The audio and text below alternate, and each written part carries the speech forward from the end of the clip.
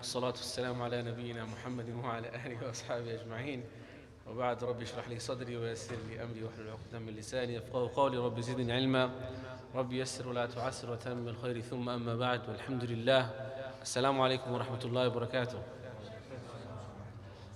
Dear Brother Uthman is arranging for you to get chairs if you want to sit down. Brother Uthman, he's just there. So if you want to, because for those who are leaning along the walls, please come forward and you can still lean. You can still have your leaning comfort, but at the same time, you'll be able to be closer so that inshallah we can see you and you can see us. And that way, inshallah, we can, if you have any questions, I can hear it properly. If you have any approvals with your smiles or your nods, then I'll know inshallah you agree. And if you have any disapprovals, then I can also inshallah engage with you in that way. Barakallahu fikum jami'an. To be honest, I'm actually surprised, like so many people came today. Why? Because of the topic. We changed the subject and mashallah, we have at least about 5-6 times more people than usual, which is good, alhamdulillah. At the end of the day, we are here for seeking knowledge. And this is knowledge of Quran and Sunnah, divine revelation, divine knowledge. And there is no knowledge that can be better than that. Alhamdulillah, I appreciate every single one of you attending. Some of you brothers are local and regular, and others are joining first time. For marhaban bikum jami'an. I advise you that inshallah the Islamic studies class takes place. Everyone is there for Salatul Maghrib. And we've had a series that we finished, and this is another series that we are starting. In fact, we're not starting, we're repeating. We've done this before already. But in our first time of fiqh of marriage, the rules of marriage class, we covered over, I think about 35-40 classes. That's also available on our YouTube. By this time, what we'll do is we will take the most important, the best parts of the previous series and into a shorter series. Because I know marriage season is fully fast approaching. And some of you brothers are getting married over the weekend as well. MashaAllah, tabarakallah. And others are, inshallah, also planning. So, and some of you are already married. I can see also some married faces here, mashallah. So all of us can benefit from this. I want to also request you that if you do quote anything from this class to people outside, please quote the whole message and not just part of it. Okay? Don't take it out of context, because then we have problems. If you want to share the message, then share it in context. You can share the whole class, which is going to be live streamed, inshallah. That's my first request. Second request is, if you have questions and if you have suggestions of topics that we should cover, and for once, inshallah, I will say it can be as controversial as you like it, as long as it's not out of line and it's for the sincere purpose of seeking knowledge. Okay, if you have any suggestion of a topic and a subject matter that needs to be discussed, feel free to send me a note, send me a question forward, or you can ask me directly, inshallah. If you at the end of the class feel like, you know what, we want to also cover this in our series, then inshallah I'll be happy to accommodate as well, inshallah. If I know something, I'll say I know, I'll give you the answer. If I don't know something, I'll say I don't know, let me find out, I'll give you the answer. Okay? I'm not going to make it up, hopefully, inshallah. I will not make it up, because that's against the amana of the sanctity of the knowledge, inshallah. طيب. So in our last series, after the 40 lesson or so series that we had something called a marriage seminar. And this seminar was recorded and it was also uploaded. It's a 4-part seminar. What I'm going to read to you now are snippets and key points from that one-day seminar that we had as a kickstart. I hope inshallah that we can cover at least 1, 2, or at least 3, maximum 3 points today, because these are very important points. And then inshallah you can ask me questions and we'll take it from there. And the 3 points that we want to cover today in order are, first of all, the legal ruling on marriage. Because we said rules of marriage. So let's start off with the rule. What's the ruling of marriage? Is it fard? Is it wajib? Is it sunnah? Is it mustahab? Is it mandub? Is it makruh? Is it haram? It could be any of them. So what is it for you? You need to find out. Because depending on what it is, what hukum it takes for you, you have to work towards it or away from it accordingly. So the ruling of marriage. Because we know nikahu min sunnati, nikah is from my tradition, my way, from the teaching of the Prophet ﷺ. But this sunnah means from the teachings of the Prophet ﷺ. As for when it comes to Islamic law, and this is an Islamic studies class, when it comes to Islamic law, then we know that fard comes, then comes wajib, then comes sunnah mu'akkada, then comes sunnah ghair mu'akkada, then we have nafal or mustahab or mandub. They are all coming around, similar kind of category, nafal, mustahab, mandub. And then we have mubah, which is neutral. You can proceed or you cannot. And then we have makruh on the opposite side of the spectrum. Makruh tanzihi, mildly disliked. Makruh tahrimi or tahriman, prohibitively disliked. And we have haram. Haram, which is haram, you know what it is. So now, in terms of legal ruling, marriage could be wajib as well because of a person's situation. Inshallah, we'll come to that in a minute. The next thing I want to talk about is looking at the spouse before marrying her. Because I believe too many people misunderstand this. Some are overly precautious, such that they don't even allow for their daughters to have a conversation with the groom before they proceed with marriage. That's also a reality. Some are overly protective, overly conservative, beyond the sunnah guidelines. The sunnah says you are allowed to speak to your potential spouse. You're allowed to see her. And she's allowed to see you and speak to you, if needed, more than once, twice, 3 times, as many times as required. But we have some within our societies who assume that it is from piety and from wara and from taqwa that we don't even see, or we don't allow for the spouses to see. This is not true. This may have been the way of the past. Some of our grandparents will tell you, when I got married, I didn't even see your dada. It just happened, and then on the day I saw him, like, mashallah, tabarakallah, subhanallah. And it was all good afterwards. Those stories are there. But that doesn't mean that we need to follow that.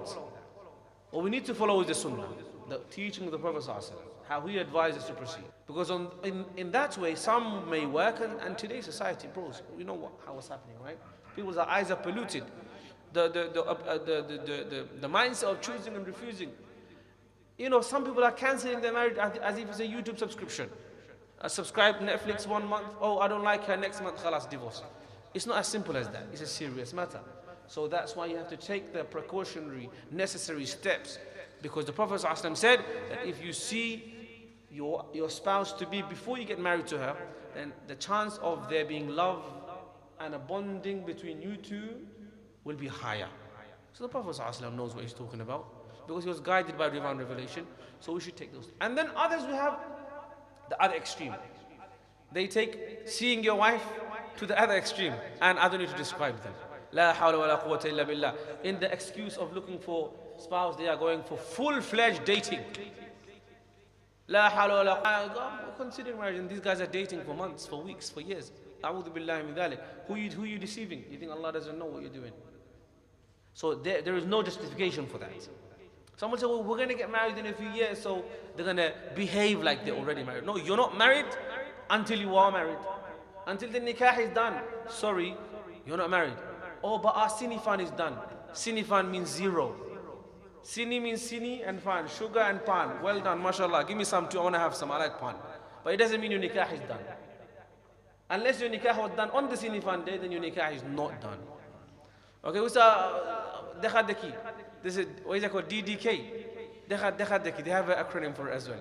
I had my dekhadeki today. That's good for you. That's fine. That's a part of the procedure. But your nikah is not done. Doesn't mean you start now exchanging, all these details and private, intimate conversations unnecessarily. No. Allah knows what you're doing. Okay. Yes, the extent of seeing and the guidelines around it. And number 3 point, I don't know if we're going to cover it. Inshallah, we should try to. If not, then inshallah, of course, we will do bi'idhnillah in our next lesson, which is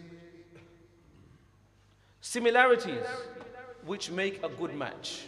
What are things you should be looking for in your spouse? Most guys think beauty. Beauty, she has to be so beautiful. But what are the actual similarities? And you probably know some of them. But what's the actual meaning of these similarities? What is kafa'ah? What makes a good match? Because Shari'i guideline is the Islamic law talks about. Islamic law talks about what are similarities that you should consider in your spouse so that the chance of your marriage being successful is higher. Inshallah. So now let's go back to the first point. The legal ruling, the hukum shari'i, means what does Islam say?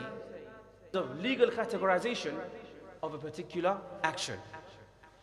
You know, sometimes when you go to a sheikh, and the sheikh says, Sheikh, what's your nasiha about this? What's your advice about this?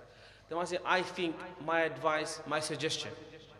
What the sheikh thinks, and what his advice is, and what his suggestion is, these are advisories. This is not a legal ruling. So let me teach you a shortcut. If you want the sheikh to teach you or tell you the actual ruling on the matter, you can ask the sheikh, the mufti, say, Ya mufti, ya sheikh, what's the legal ruling on it? Jazakallah for your advice. I appreciate it, I respect it, I take it on board, I've noted it. Now can you please go to the part where you tell me what's the legal ruling? Meaning, is it fard, wajib, sunnah?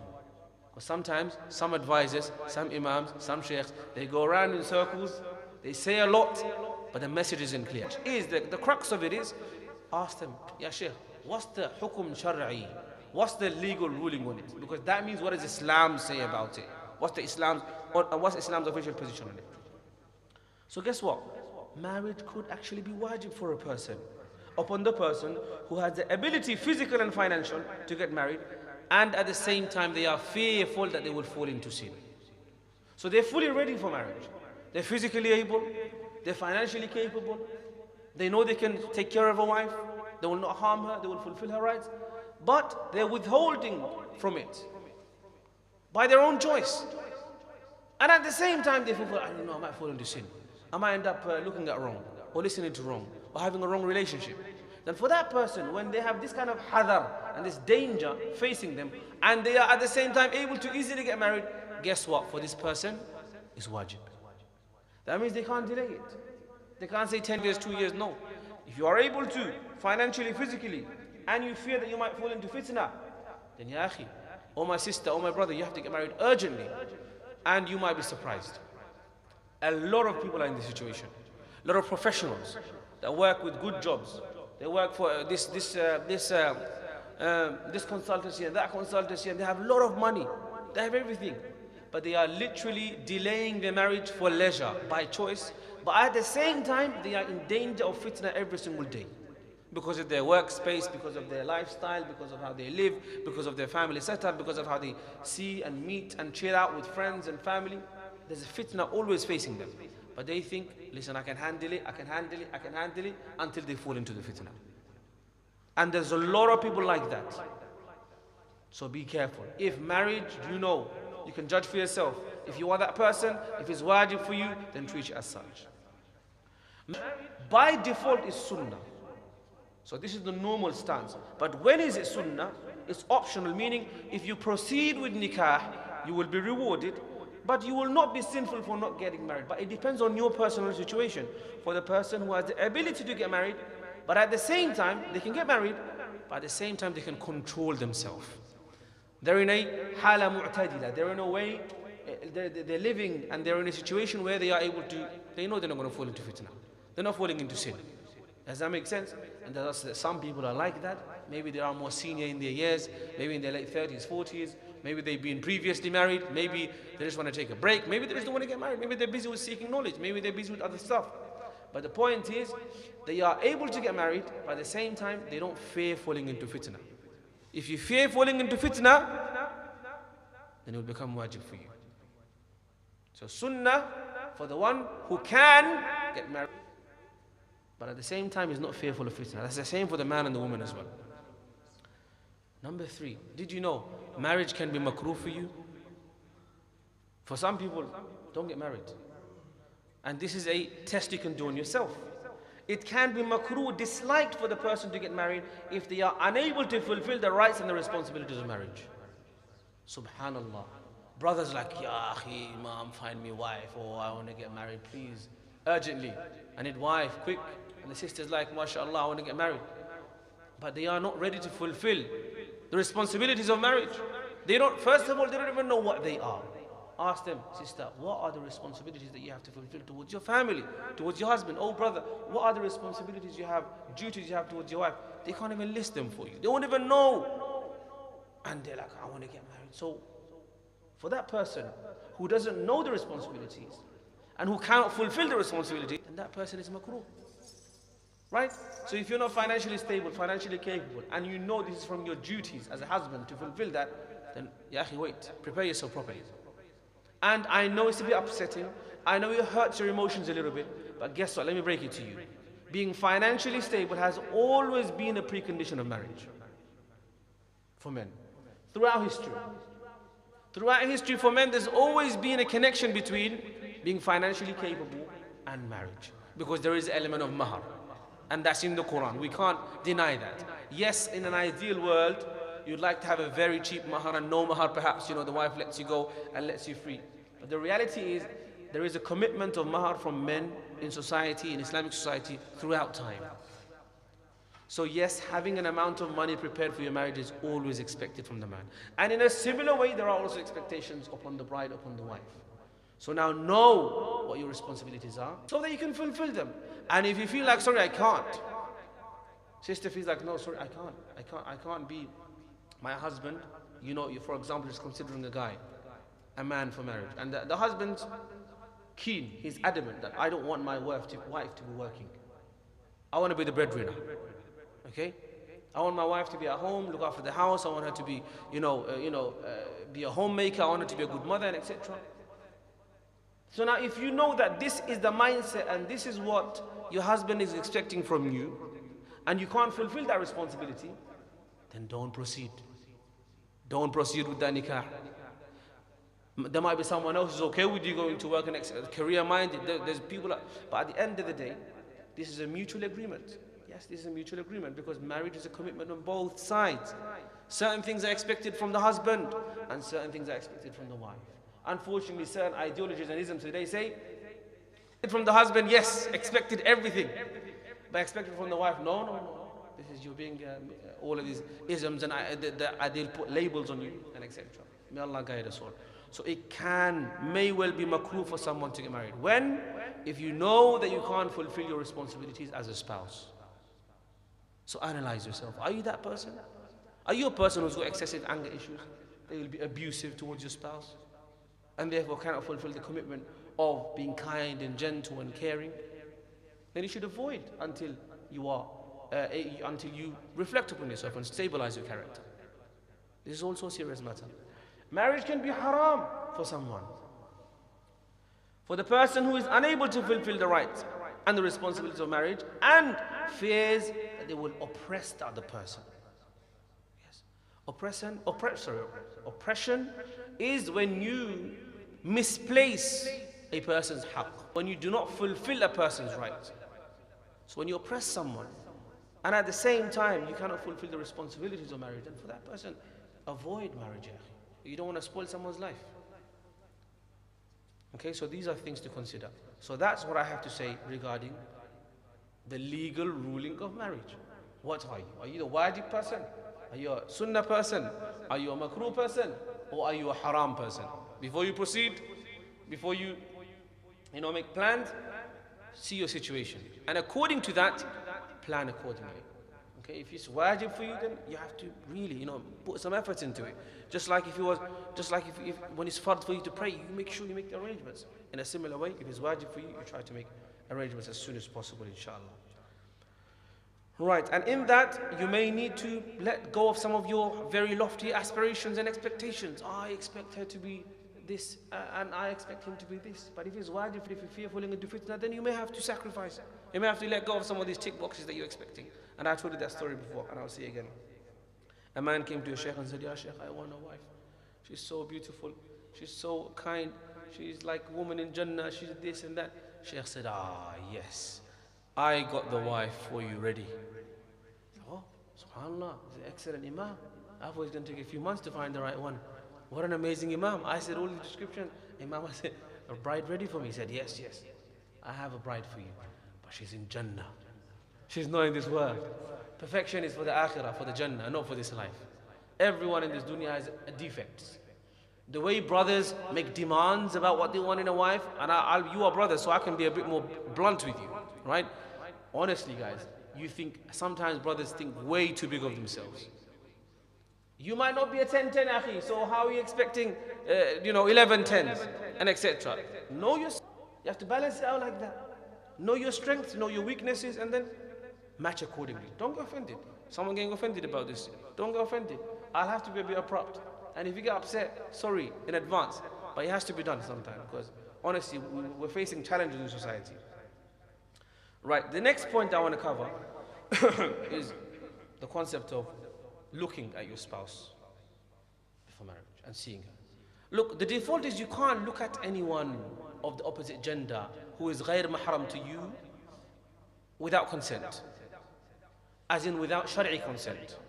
Not consenting from the other person, without Islamic consent. Without Islam giving you permission. Because Allah said in the Quran, the default is قُلْ لِلْمُؤْمِنِينَ يَغُضُّوا مِنْ أَبْصَارِهِمْ وَيَحْفَظُوا فُرُوجَهُمْ. Say to the believing men to lower their glances and to prevent and to protect their chastity and their private parts. ذَلِكَ أَزْكَى لَهُمْ. This is more pure for them. And then Allah says straight after that, وَقُلَاتْ, and say to the women, O Prophet Muhammad sallallahu alaihi wasallam, to lower their glances too. Okay? Because this is also better for their purification, for their chastity. So that's the default. Okay, we know in society, Allah's given you eyes, Allah's given you ears. You will need these senses to survive, to communicate, to work, to get things done. That's a given, right? To walk in the street, we don't expect you to walk with your eyes closed. Or to walk so down that you're going to crash. That's not expected from you. It's expected that you will look right and left and forward. If you see something or someone you're not supposed to see, then you look away. That's the meaning of the first glance.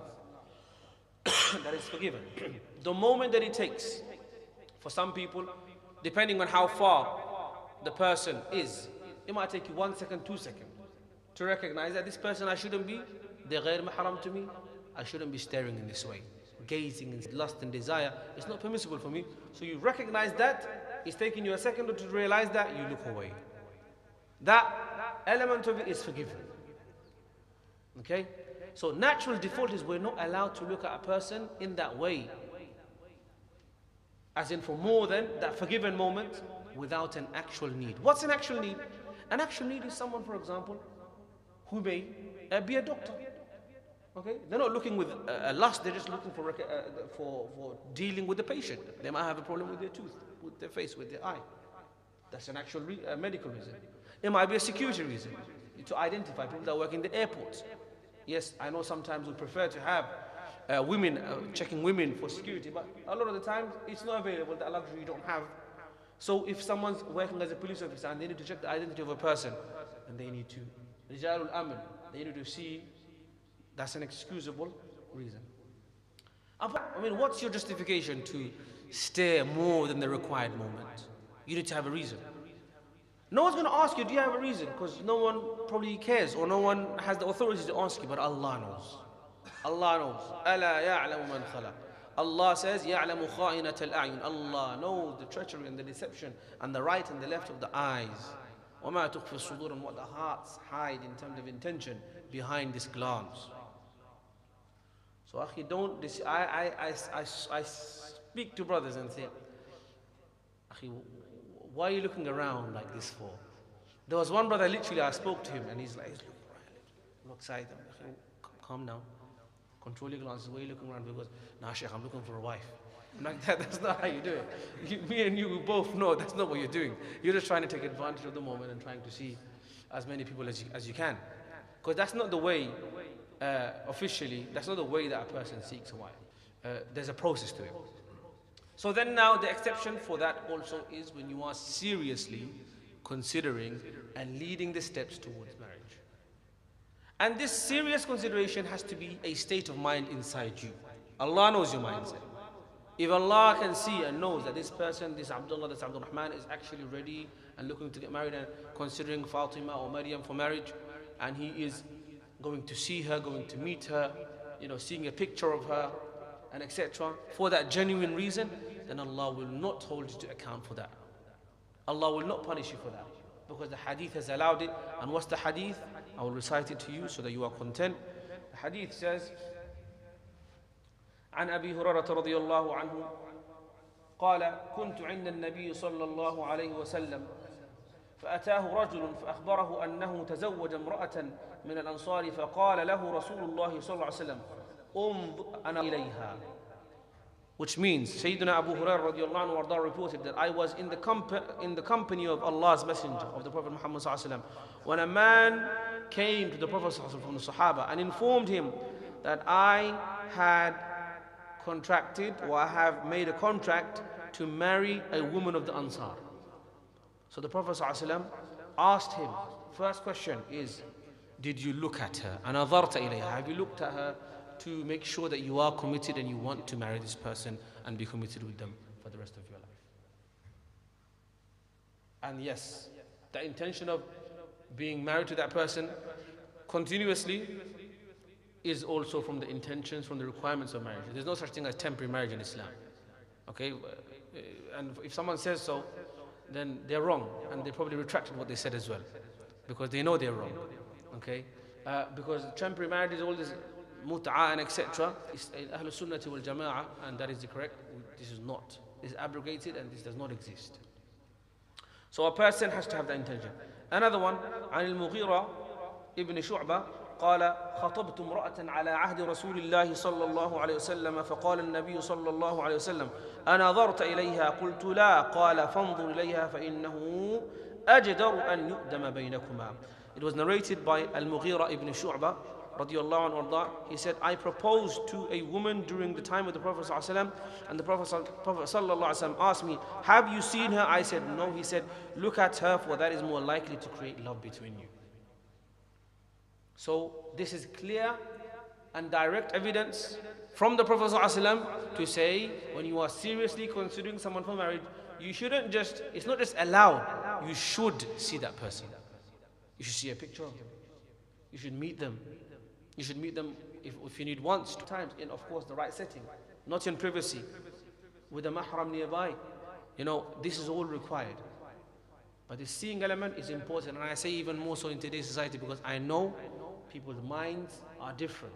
People are looking everywhere. Social media, your FYP, all sorts of stuff comes up on your FYP. Okay? And that's why it's better to avoid it if it's a source of fitna for you. Right? News, advert, sorry, not news, advert, even news for some people. Advert, all sorts. Movies, everything is filled with filth. Every few scenes is one of those. All sorts of things. La hawla wa la quwwata illa billah. And there was a time before, a long time ago, you know, if something was suitable for children, like 15, age, then you know that you will be not having anything to do with any nudity and etc. But today's movies, you can't even tell. What's the meaning of 12? What's the meaning of 15? What's the meaning of... It doesn't make... It's all the same, it seems like. They will put any scenes anywhere. La hawla wa la quwwata illa billah. Makes sense. Arranging for the visiting of a spouse to be the dekha deki. So let me say in a phrase. Dekha deki is from the sunnah. Ad-dekha dekiyu min as-sunnati. Okay, dekha deki in the correct way, in the right way, is from the teaching of the Prophet ﷺ. So that's your right, and you may well want to take that right. And if you want to avoid, abstain, that's up to you. The next point, inshallah, that we'll cover, not today, next week, inshallah, because we've taken quite a long time already, is kafa'ah. What are things that make a person suitable for you as spouse, and what are things you should be watching out for? Should we cover that now, or should we save it? Cover it. Tayyib. Bismillah ar-Rahman ar-Rahim. Let's go. Similarities which make a person suitable for you as spouse. And this is from the sunnah of the Prophet ﷺ, in which he said, تُنْكَحُ الْمَرْأَةُ لِأَرْبَعٍ. The woman, or تُنْكَحُ النِّسَاء لِأَرْبَعٍ. لِمَالِهَا وَلِحَسَبِهَا وَلِجَمَالِهَا وَلِدِينِهَا فَاظْفَرْ بِذَاتِ الدِّينِ تَرِبَتْ يَدَاكَ. Which means, Sayyiduna Abu Hurairah radiyallahu anhu arda reported that the Prophet Muhammad sallallahu alaihi wasallam said, women may be married for 4 reasons, and that also applies to men as well. Men may be married for also these reasons. First of all, for her property, because she's a rich woman, okay? Or her status, her social situation, her social background, societal background, her rank, her hasabiha, okay, her lineage. Third reason, for lijamaliha, and for her beauty. Again, for the man, you can say for his handsomeness, and for curiosity. and for her piety. So hold on to the one who is religious and you will prosper. So these are the four key areas that are considered when it comes to marriage. But again, what's the most important? What's number one? Piety, religiosity. Now, here let's take a moment to discuss what's the meaning of religiosity and piety, okay, and namazi and etc. Today's society says if you pray 5 salawat, then you are a very religious person, you are a very practicing person. But the reality is 5 salawat is, mashallah, it's a huge achievement. We appreciate that. May Allah accept you and raise you in this dunya and akhirah. But the reality is 5 salawat is an entry-level piety and religiosity that we expect from every Muslim. Because 5 salawat is fard, it's not negotiable. Okay, if you want to rise in the ranks of religiosity and piety, then we're talking about wajib and mustahab and nafil. Talk to me about tahajjud. Talk to me about qiyamul layl. Talk to me about how much sadaqah you give beyond your zakat. Okay?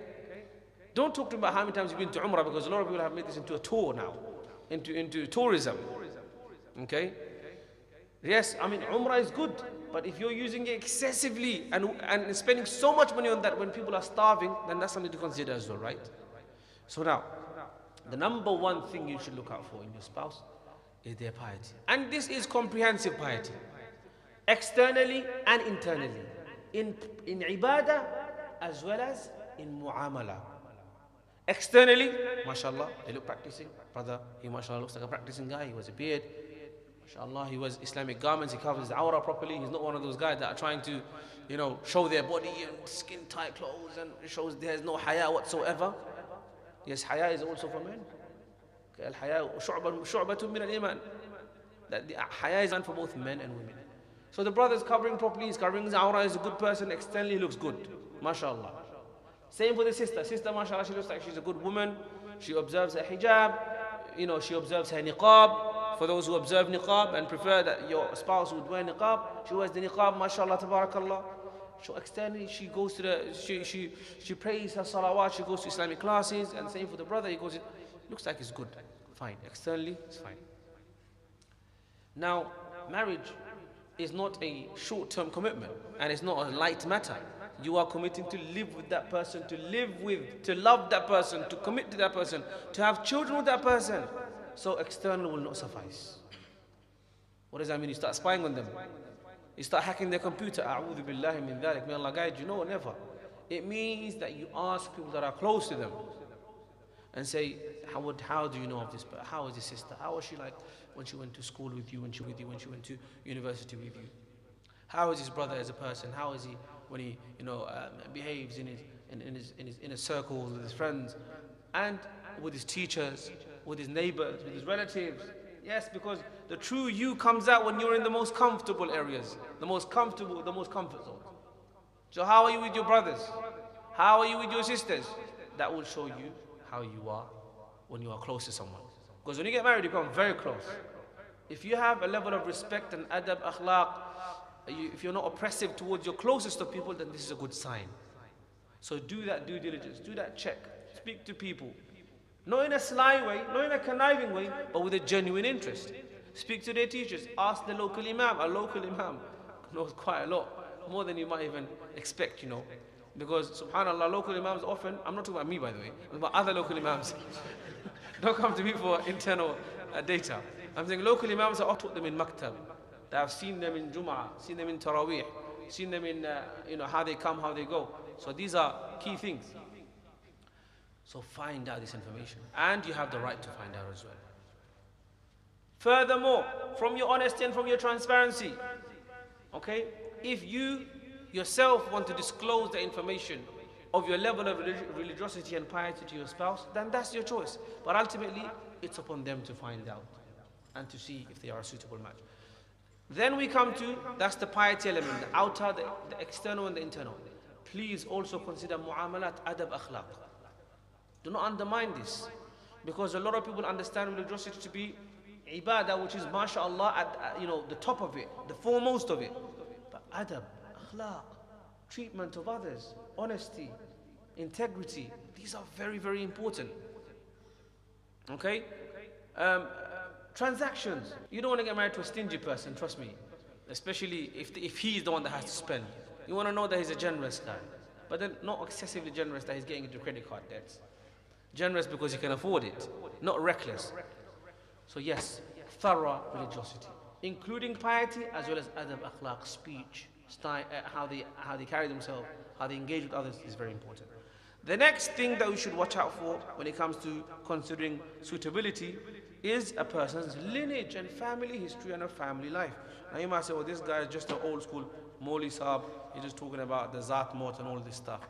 No, I'm not. What I'm saying is, brothers and sisters, apple doesn't fall far from the tree. Don't be offended by me. This is true. Children see what their parents show. Okay? If you want a good spouse, and do you know what I'll say for the guys first? If you want a good husband or sister, if you want a good husband, then see how their family treat each other. How the husbands are in that family. How his father was as a husband. You might be thinking, nah, this is a bit serious. But it is true. Wallahi, because that's where you learn. How do I treat my wife? You learn it from your household. Seeing your parents, seeing your uncles, seeing your older brothers, seeing your older sisters. Right? It's a reality. And I'm not here to side with anybody. I'm here to give you genuine advice. If a person comes from a family where being committed to your spouse is the norm, having a long committed marriage is the norm, where, you know, having nice family gatherings regularly is the norm, honoring the relatives is the norm, then that's what generally we expect from that person as well.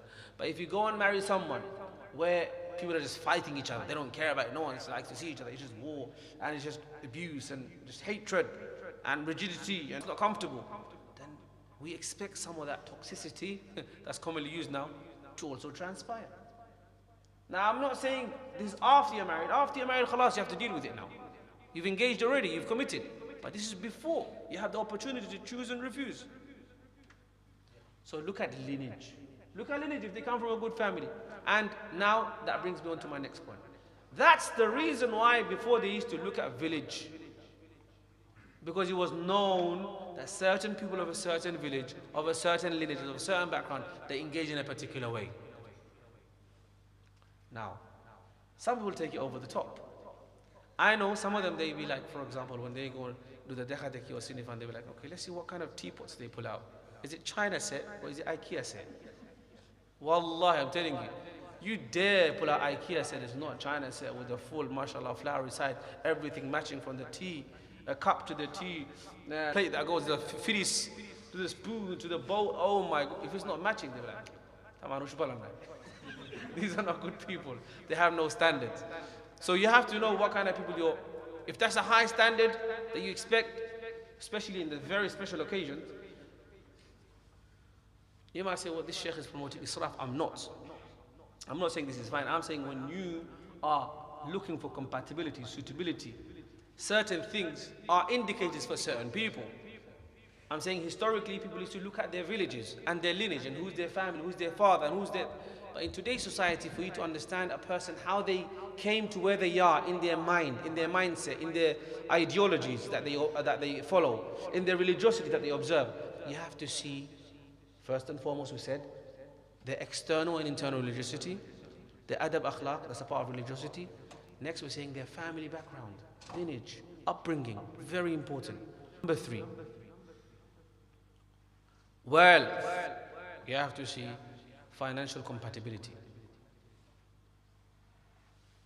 Yes, if you are going to get married to someone, then it is best that you look for someone who is in a similar financial bracket as you. Especially, my brother, if you are the one that's getting married to a rich woman. Because it is upon you to spend. Okay? You can choose to get married to someone who's less wealthy than you. Or you can choose to get married to someone who's more wealthy because, oh, you're thinking, oh, mashallah, they're going to give me a nice gift. They're going to give me a motorbike. They're going to give me a BMW car or something. They're going to give me a nice watch. My way to quickly, you know, acquire myself a little Hublot watch or a Rolex or something. If that's your expectation, then that's a risk you've got to take, because at the end of the day, this woman has been brought up expecting very high standard of gifting. And to now take her as your spouse, then she'll have that similar kind of expectation. again, this is beyond, I'm speaking in line of Sharia, because, but the advice of being minimalistic in your expenditure and not wasteful, that's there. But the point is, to get married to someone who's from a similar financial background than you, the compatibility element is more. It makes you more, the chance of them being committed to you and being satisfied with the expenditure is more. Right, does that make sense to you guys, yeah? So if you're going to get married to someone rich, then make sure you can live up to that standard. However, if the sister coming from a lesser financial standard than you, then that's fine, because whatever you can provide will be higher anyway. Right? Now, this is the point I need to stress. Many people, many sisters especially, they choose a guy. Oh, this guy, I can't live without him. He's my Romeo. I have to get married to him. But this guy, sister, he doesn't have a job, you know that, right? Yeah, of course. It's okay, I will move out of my house. And if he lives under a tree, I will live under a tree. And she's making all these big promises. She knows this guy is a normal guy. He's a bum. He hasn't got a job. He hasn't got work. So the chance of him becoming suddenly, online millionaire is 0 point something zero, right? 0.1 something, very small chance. So then you made the comment, okay, that's fine. That was your choice. But then soon afterwards, you will find these same people coming, so, but he's supposed to spend on me, and he's not spending on me. Yes, he is supposed to spend on you, but he's supposed to spend on you based on his ability. So when you signed up to get married to him, knowing that he's going to have minimal income, you should know that this is what you're signing up to.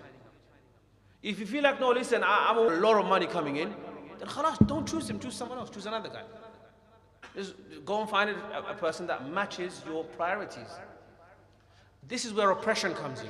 You get married to a poor guy, he can't make the money, then you are forcing the guy to have credit card debts and borrow from your uncle and borrow from your auntie and borrow from your brothers until this guy is gone down with depression and stress, and then after a few years, oh, this guy is not suitable for me, he's not fun anymore, he's not the same energy as before. Why? Because of all this stress that's bogged him down, and now, okay, I want to divorce now. He's not good enough, I don't like him anymore, he can't provide. But you agreed to get married to the guy that was earning 15K a year. Khalas, we expect residual increase, maybe the following year you should make 17, 18, 20, 25. That's expected. But don't expect a miracle and make that your standard. Does that make sense to you guys? Because it happens too many times in society. If you are willing to get married to the guy for what he is, then khalas. Alhamdulillah gives you guys huge amount of income all of a sudden. Alhamdulillah. Ni'mah of Allah.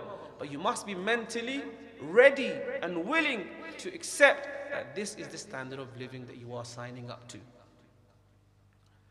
If not, then khalas, choose another guy. If wealth is your priority, khalas, choose another guy. You're not married yet. I'm talking about we're not married yet. So you can choose and refuse until you find the right candidate. Is this point understood? It's very important. Similarly, for the guys as well, but it's less so because obviously the burden of finance is usually on the man. Okay? If you're expecting your whole body, right, to give you amkhatli and istari worth hundreds and thousands of pounds, and you know the system, subhanAllah, they come from a very humble family in terms of financial income. Are you crazy? What are you expecting? Wallahi, there was dark days before, man. Sisters used to get oppressed. The oppressive bully their wives because he's not getting enough gifts from his in-laws side. What a jahil. A'udhu billah. It boils my blood to hear these stories. How dare them, right? Demanding from the spouse's side like that, and then bullying the wife as a hostage. A'udhu billahi min dhalik.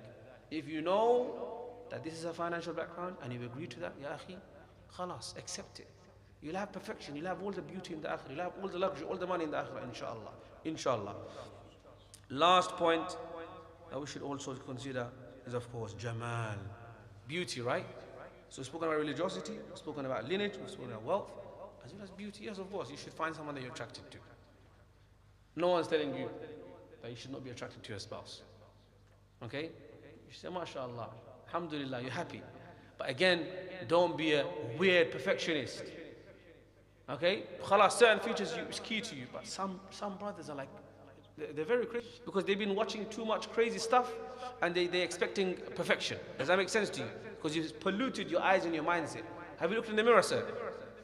And you're expecting perfection. So if you're expecting, keep your expectations humble and realistic. Similarly for the sisters, mashallah, you expect the guy to be handsome and etc. Okay, mashallah, tabarakallah. But at the same time, don't go overboard. Don't go, no one is perfect. Okay, he might have a nice moustache, but his beard might not connect.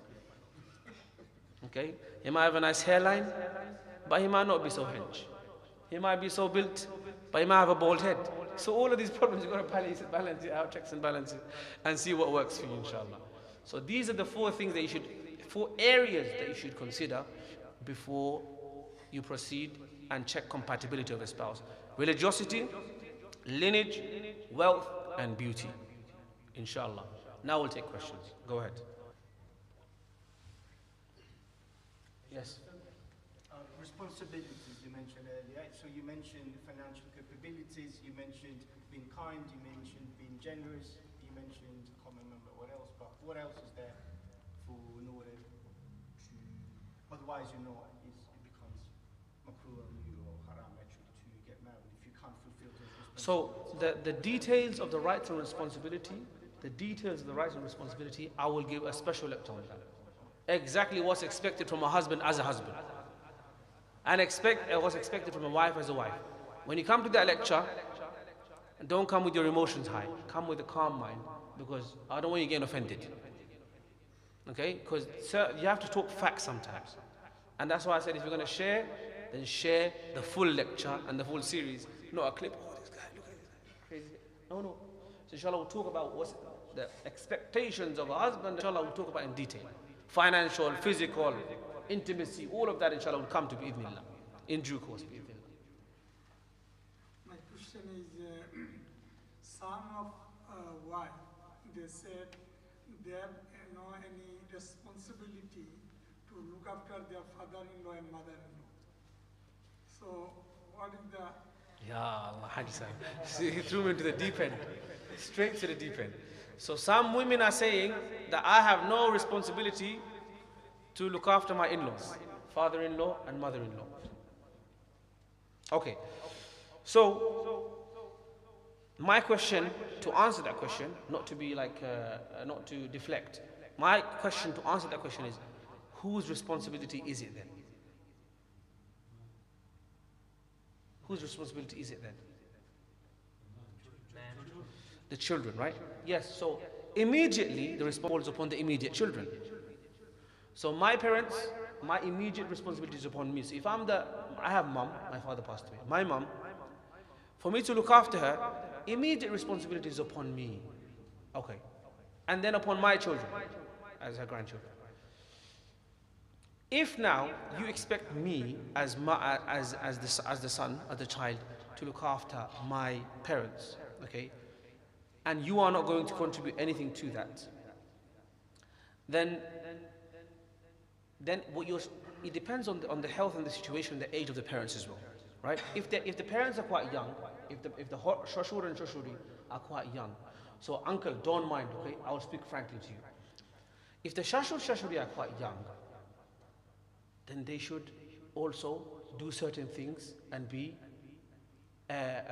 quite active. Because sometimes in extreme cases we find that sometimes the shashuri and the in-laws, especially the father, mother-in-law, sometimes upon marriage they act as if I'm not able to move my finger and my leg anymore. This is the reality. And they expect, Moinba, correct me if I'm wrong, yeah, because sometimes certain shashuri, they are overly expecting because they have the village mentality still, which was borrowed from other cultures, right? Yeah, respected uncle and auntie, mashallah, tabarakallah, you're in your 40s, you're in your 50s, you're very active.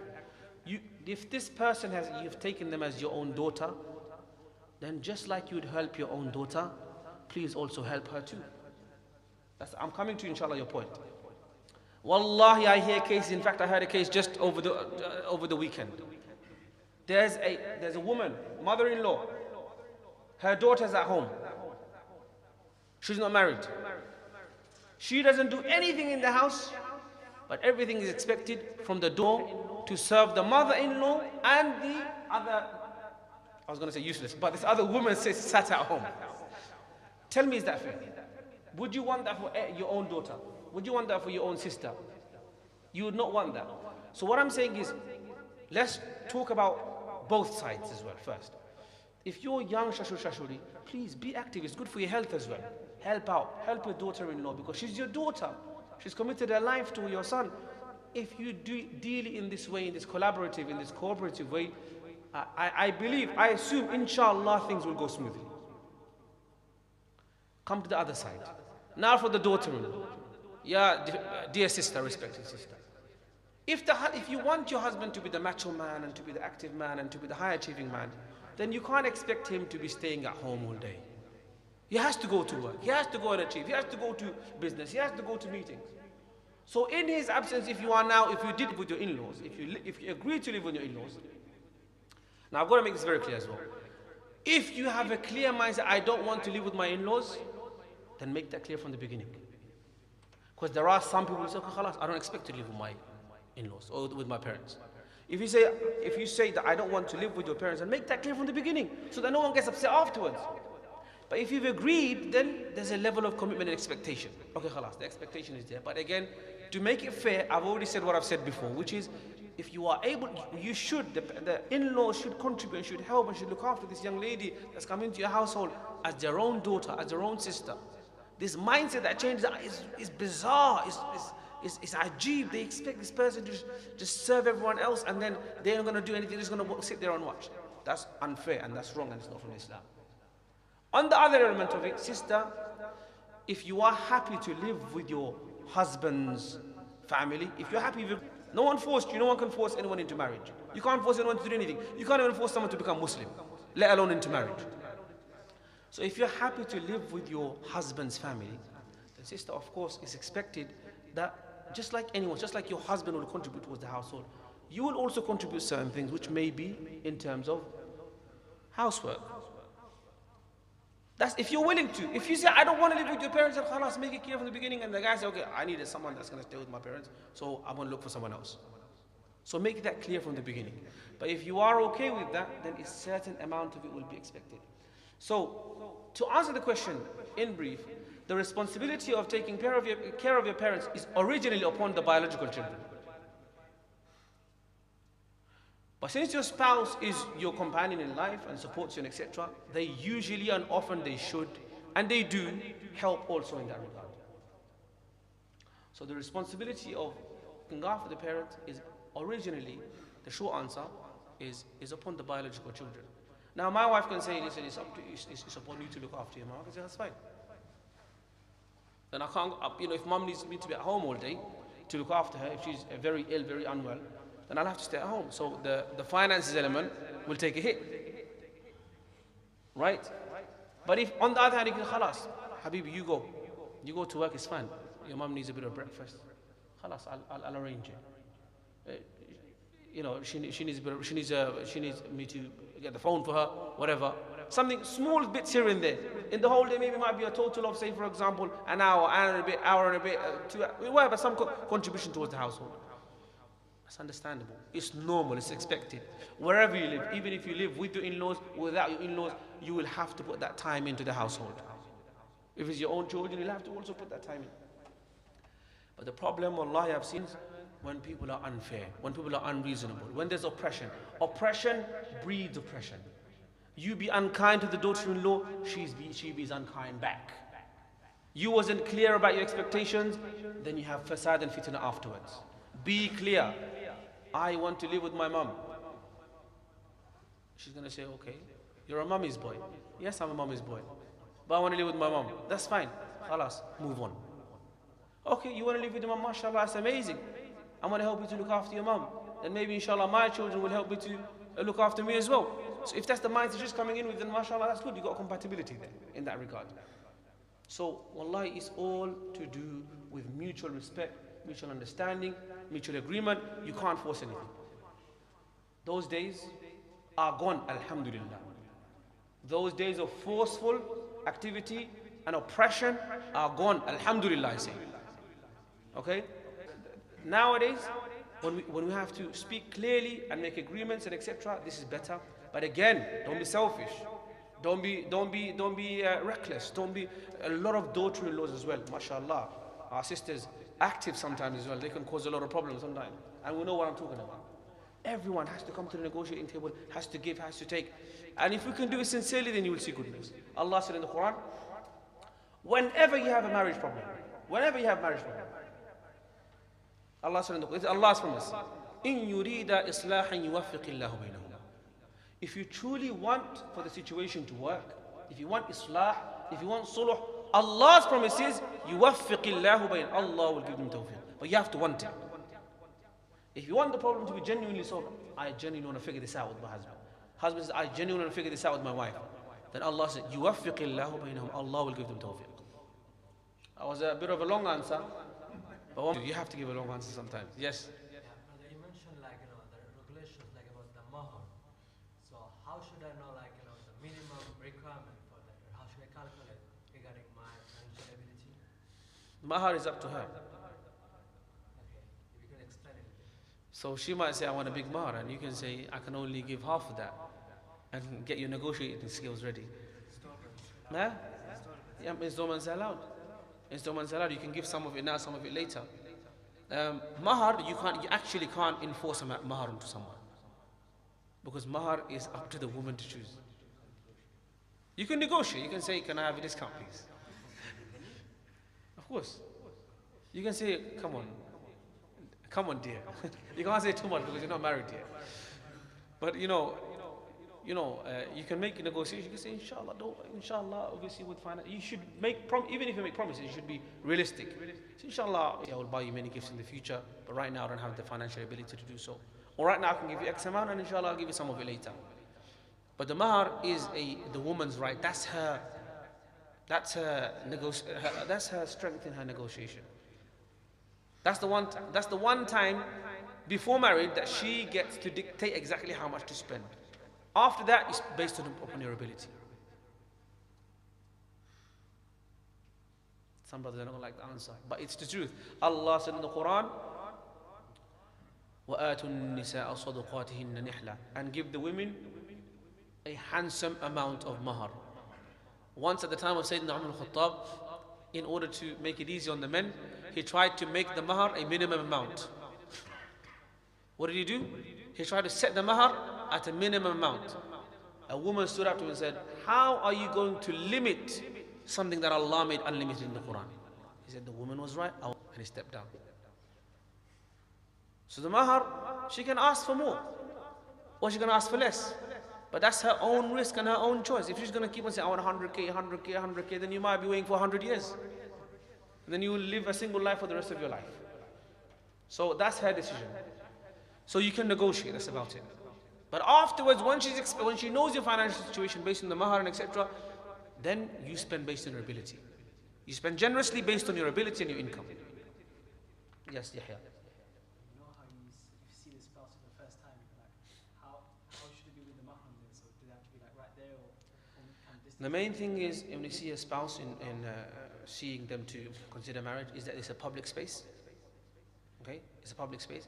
And if it's a private space, then if it's a public space, there should be mahram also nearby, maybe on a nearby desk or a table. And if it's a private space, like a house or something, all right? If it's a house or an office, then they should also be there, but they are allowed to give a bit of room for conversation and for them to have a bit of one-to-one conversation. Because the main thing is they have to be in the environment, in the scenario, in the room, in the area that you are in. Because that's what the hadith says, that if there are two people in one place, in privacy, then the shaitan is the third of them. So if the third person, the mahram is nearby, within this zone, within this area, then inshallah we can avoid this fitna. They don't have to be stuck inside the conversation, they can be just around as well. So you say, like, say the woman wants to be a housewife straight from marriage, and you said you shouldn't ask for too much from her. So like, say if she wants to be a housewife straight from marriage, would say asking for like that she would maintain and cook and clean, is that asking too much, or is that like? You ask her, you speak to her first. So wallah, I'm telling you brothers, I'm giving you a serious advice here, yeah? Speak to your wife to be about all of this. Say, wife to be, are you okay with X, Y, and Z that I expect? whether it be cleaning, whether it be living with my parents, whether it be, speak about it clearly. Because the more you keep unclear, then the more problems will arise afterwards. Okay, some sisters don't want to do anything. You can't force anybody. If she says, listen, I don't want to. So the only thing you can do is say, khalas, you carry on your way, I go my way.